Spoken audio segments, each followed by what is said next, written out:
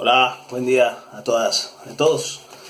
Últimamente hemos visto en muchos medios de comunicación, redes sociales, periódicos, un nuevo enfrentamiento, un nuevo agarrón, una nueva pelea entre Álvaro Uribe y Gustavo Petro.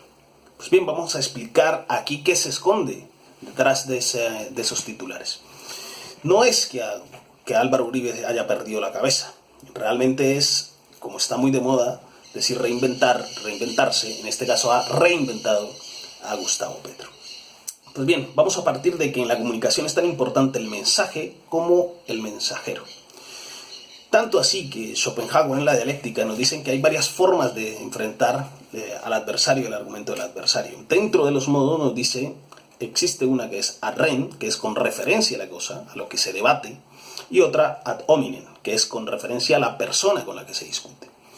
Y esto lo saben, y por eso lo que intentan es descalificar a la persona con la que se discute. En este caso fue a Gustavo Petro, descalificar a Gustavo Petro. Pero esto es en general lo que han usado.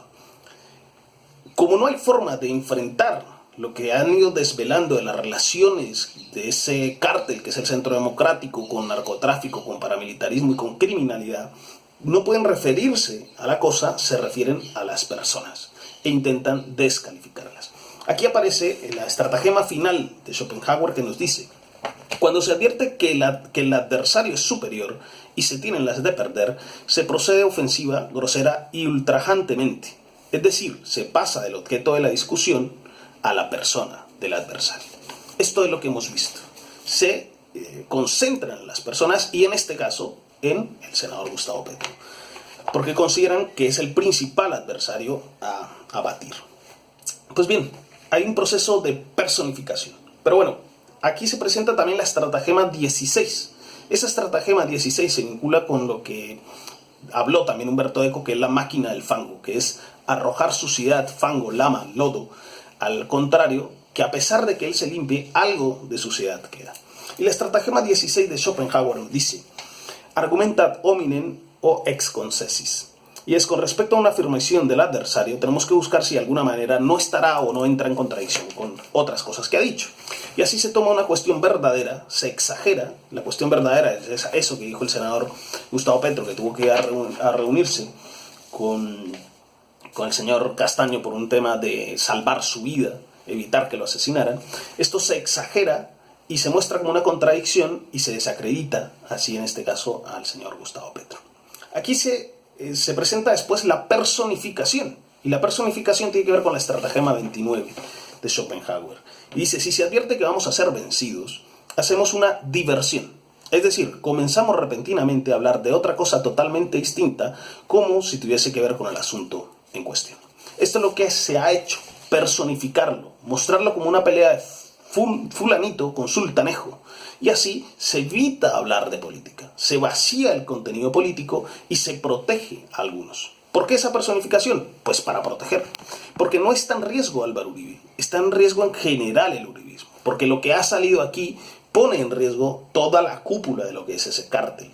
Está mostrando relaciones de vieja data de mucha gente con el narcotráfico, con los paramilitares, con la criminalidad. Entonces, al hacer esta personificación y atrás o detrás de estos titulares, se esconde el vaciamiento de la política.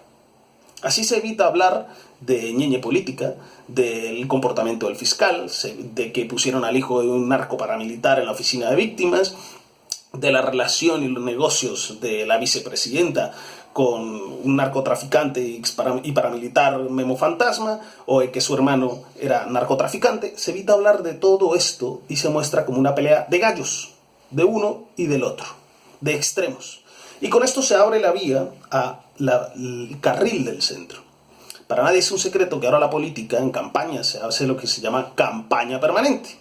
Y en este caso, presentarlo así, como una pelea de extremos y de gallos, favorece un camino en medio que no habla de política, y en este caso claramente es Fajardo, hay que decirlo. Pues bien, ¿por qué se entra esta personificación? ¿Por qué se ataca entonces a los mensajeros? Porque se dieron cuenta que el discurso aquel, que es el discurso que ellos defendían de ética, dignidad, honorabilidad, no existe y no es sustentable. Entonces vamos a desprestigiar al mensajero. Es así, es esto lo que se hace en este momento. se presenta también una cuestión que es la estratagema 32, que dice: una forma rápida de invalidar, o al menos sospechosa, de hacer sospechosa una afirmación del adversario, que no nos conviene subsumirla bajo una categoría aborrecible. Y esto se hace constantemente. No, aquí no se habla de política, dicen los medios de comunicación. Es odio, es pelea entre ellos, además es una conspiración internacional, etcétera, etcétera. Repito, con esto se evita hablar de política, se vacía el contenido político, se abre ese supuesto carril del medio y se protege a la colectividad del uribismo, porque todo se encarna dentro de Álvaro Uribe, que tiene una piel bastante gruesa, ¿no? Se busca todo y se enmarca todo dentro de polarización y extremismo. Extremismo es una palabra clave que llevan usando bastante tiempo. Pero igual hay que resignificarla, porque si ser extremista, califican de ser extremista a aquel que se enfrenta al uribismo, aquel que critica el uribismo, aquel que desvela el uribismo.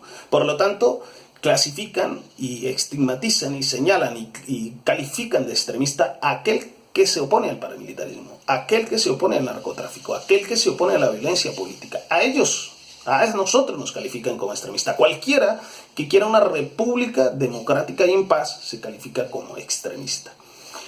En este caso, ese ser extremista por oponerse al uribismo, por oponerse a las prácticas criminales, paramilitares, narcotraficantes, todos estos personajes, es un honor, es un honor. Pero es esas palabras claves que buscan desacreditar la política, vaciar la política, entrar a la guerra de los calificativos. Y por eso repito, si ser calificado como extremista por oponerse al paramilitarismo, por oponerse a la violencia política, por oponerse a la criminalidad y por defender un Estado democrático, una república democrática, si eso es ser extremista, vaya y venga, es un buen extremo.